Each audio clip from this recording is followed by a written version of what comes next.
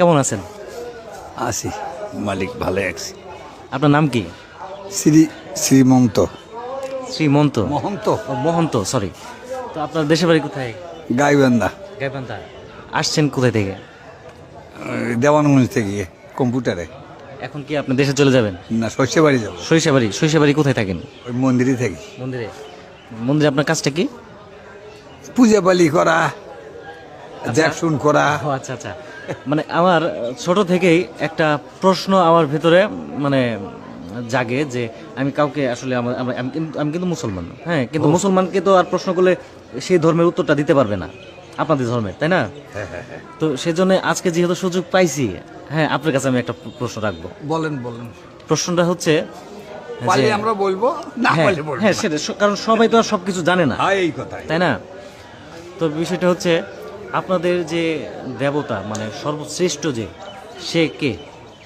মহাদেব। মহাদেব মানে শিব। হ্যাঁ, শিব। উনি মানে ওনার কি কোনো প্রতিমা আছে, মানে কোনো রূপ আছে? না, কোনো রূপ নেই। তাহলে যে আপনারা এই যে প্রতিমা বানান, রূপ বানান, সেটা কেন? রূপ বানায় সবাই, তো সবে বোঝে না। হ্যাঁ হ্যাঁ ওনার ঘরে কোনো রূপ নেই দেবতার। হ্যাঁ। আমরা তো ব্রাহ্মণ মানুষ, কথা বোঝেন না।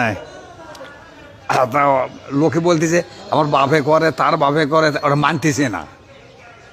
ও আচ্ছা আচ্ছা, তার মানে আমাদের যে পূর্বপুরুষরা ছিলেন, দাদা তার দাদা তার দাদা, মানে তারা এইভাবে মানে এই জিনিসটা করে আসছে, ধাপে ধাপে তারাও করে আসতেছে, কিন্তু এটা আসলে ধর্ম মানে আপনাদের গ্রন্থে নেই, তাই না? তবে তবে আপনারা মূর্তি পূজা নাই, মূর্তি পূজা নাই। কথা বুঝতে পারি, এক কথাই শেষ। হ্যাঁ, তাহলে এই যে উৎসবটা করে যে দুর্গা পূজা কিংবা কালী পূজা, শিব, হ্যাঁ, এটা কেন করে? ওটা কেন করে? ওটা তো কোনো পূজা নেই। কিভাবে করে জানেন? ওই পূজাটা ছিল ঘট পূজা। ঘট রামে করতো তেতা যুগে, রামচন্দ্র দশরথের ছেলে, হ্যাঁ, বুঝছা? অকাল বদন পূজা। তা এরা এখন রাজারা, জমিদারেরা, তারা তো টাকা ঠুকে জায়গা পায় না। আপনাদের যে শিব, মহাদেব, ওনার কি কোনো মানে কি বলে আপনাদের ভাষায়, যে পরবর্তীতে যে আমার অন্য মানুষ রূপে জন্ম নেয়, এরকম কিছু কি হয়েছিল? না, নাই। ব্রহ্মা পুরাণে পাইলাম, ব্রহ্মা, বিষ্ণু, মহেশ্বর।